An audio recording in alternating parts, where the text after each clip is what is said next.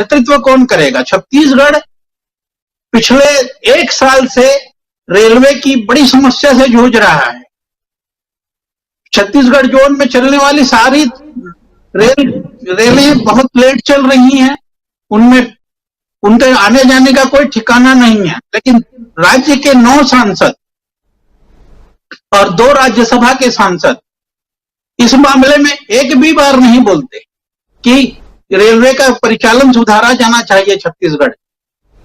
मैं इस बात का उल्लेख करना चाहता हूं, थोड़ा समय कम है इसलिए थोड़ा जल्दी मैं आखिरी बात कह रहा हूं कि जब भी समस्या होती है छत्तीसगढ़ को, तो छत्तीसगढ़ के 9 लोकसभा और 2 राज्यसभा के सांसद मिलकर 9-2-11 हो जाते हैं, और इस बार जनता उन्हें पूरी तरह से 9-2-11 करने के मूड में है। जी, 9-2-11 करने के मूड में जनता है और बहुत कुछ नजर आएगा इस विधानसभा चुनाव के बाद। अगर कांग्रेस रिपीट करती है, छत्तीसगढ़ की बात इसलिए कर रहा था क्योंकि 11 सीटें वहां हैं छत्तीसगढ़ में, और उसमें से 9 सीटें आज की तारीख में बीजेपी के पास हैं और मात्र 2 सीटें कांग्रेस के पास हैं, जबकि राज्यसभा की 2 सीटें भी बीजेपी के पास है। इस हिसाब से 11 सीटें हैं, राज्यसभा लोकसभा मिला लें तो 9-2-11 की बात कर रहे थे हमारे साथी प्रमोद अग्रवाल जी। मीनू जी, आपके पास आना चाहता हूं, कैसे आप देखती हैं?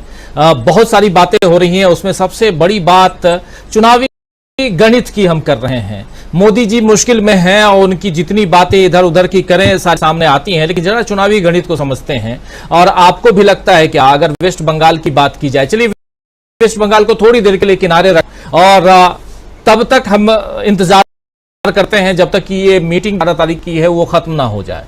लेकिन उससे पहले जो दूसरे राज्य हैं, उन राज्यों में, और उसे भी बता रहे हैं प्रमोद अग्रवाल जी कि मध्य प्रदेश में जो गाना लॉन्च हुआ है, जो कैंपेन लॉन्च है बीजेपी का, उसमें कहीं भी शिवराज मामा नहीं है। वहां हर जगह प्रधानमंत्री नरेंद्र मोदी हैं। प्रधानमंत्री नरेंद्र मोदी के चेहरे पर चुनाव न ली बात तो आरएसएस भी कह रहा है। आरएसएस कह रहा है कि अब निष्मा नहीं चल रहा है, हमने कर्नाटक के चुनाव को देख लिया। तो क्या आपको नहीं लगता पर फिर एक बड़ी भूल होगी बीजेपी की मोदी जी को सामने लाकर? क्या ऐसा लगता है कि अब वहां मामा जी भी नहीं चल रहे हैं, महाराज जी भी नहीं चल रहे हैं, नाराजों की संख्या बहुत ज्यादा बढ़ चुकी है और इसके बाद कुछ नहीं दिखाई देता है, तो चलो अब मोदी जी को सामने ले आओ, वही नैया पार लगाएंगे, ऐसा माना जाए? देखिए, यही गलती इन्होंने कर्नाटक में की थी और यही गलती हिमाचल में की थी, उसका नतीजा सबके सामने है।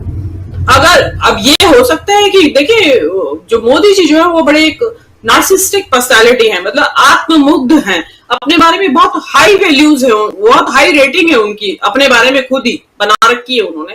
तो वो ये कैसे बर्दाश्त कर सकते हैं कि मध्य प्रदेश में किसी और का नाम चले, और जिसमें कि शिवराज सिंह चौहान को जैसा कि माना जाता है कि वो अब नहीं चाहते कि वो लीड करें। और दूसरी बात, एंटी इनकम्बेंसी फैक्टर भी शिवराज के खिलाफ काफी हो गया होगा, अभी 20 साल के करीब हो जाएंगे, तो वो भी एक उसको भी निपटा जाएगा। तो आप मोदी जी का अगर चेहरा चलाना चाहते हैं वो, तो देखिए ये 2019 का चुनाव नहीं है और ये मध्य प्रदेश में भी ये 2018 का चुनाव नहीं है। बहुत कुछ नर्मदा के में पानी बह चुका है उसके बाद से।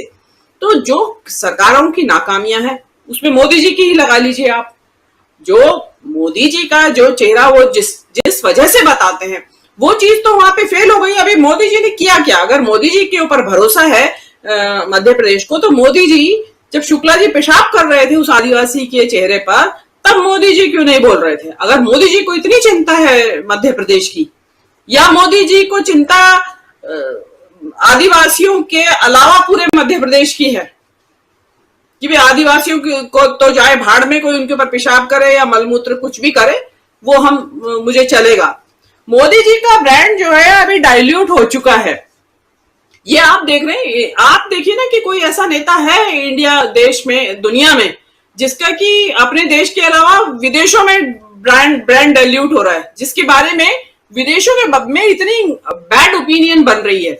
मोदी जी खुद कूदते रहे कि भाई मेरा डंका बज रहा है, कोई डंका नहीं बज रहा है। जहां इस तरीके की जब सभी पत्रकार सभी ने बताया, पैनलिस्टों ने, कि भाई वहां के प्रमुख समाचार पत्रों में आपके लिए क्या छप रहा है। अभी जैसे प्रशांत जी ने बताया कि बूचर ऑफ गुजरात, जिसको कि यहाँ पे हमारे देश के अंदर तो उस मुद्दे के ऊपर चुनाव हरवा दिया था विपक्ष को। मतलब मोदी जी को बूचर ऑफ गुजरात कहे जाने पे मोदी जी जीत गए थे बम्पर मेजोरिटी से।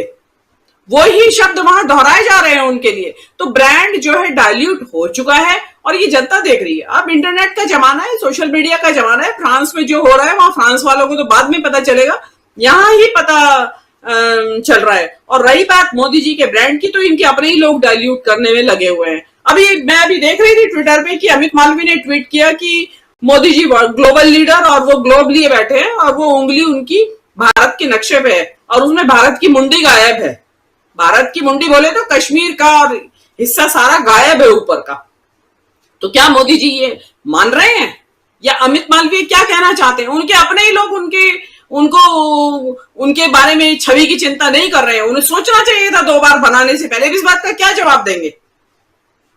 अगर मोदी जी का अभी ब्रांड जो है वो खत्म हो चुका है, अवसान की तरफ है। और हर एक नेता की एक जो उत्कर्ष होता है उसका एक समय होता है।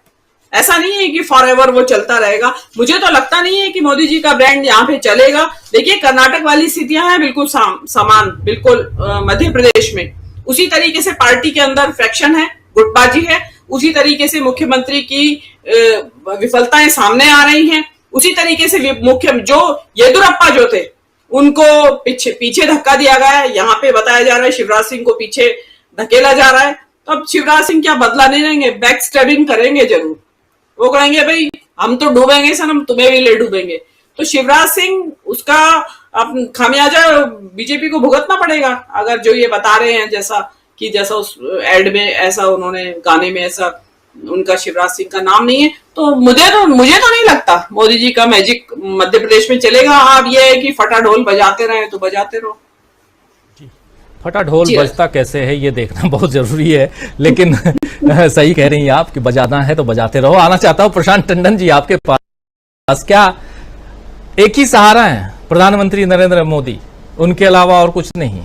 यानी अगर मध्य प्रदेश में, मैं वो ऐड नहीं देखा हूं जो बता रहे हैं प्रमोद अग्रवाल जी, और होगा, बिल्कुल होगा, कह रहे हैं तो बिल्कुल सही होगा कि मोदी जी के नाम पे ही चुनाव लड़ना है। मोदी जी के नाम पे चुनाव शायद बीजेपी छत्तीसगढ़ में भी इस बार लड़े, राजस्थान में भी लड़ेगी। आप सही कह रहे हैं राहुल लाल जी। और अगर इधर भी लड़े, उधर भी तेलंगाना, मतलब 5 राज्यों में अगर लड़े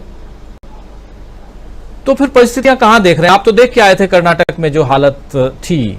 और जब भी हम तुलना करते हैं 2019 की तुलना 2019 के चुनाव की, यानी आम चुनाव की, तो ये बात तो बिल्कुल नहीं भूलना चाहिए जो प्रमोद अग्रवाल जी कह रहे थे कि 2019 के चुनाव से पहले पुलवामा की घटना हो गई थी। परिस्थिति बिल्कुल दूसरी थी। आज की परिस्थिति दूसरी है।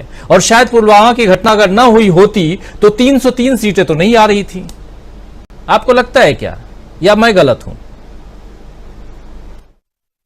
इसीलिए राजीव जी, कभी भी मैं जब इलेक्शन की विवेचना करता हूं तो मैं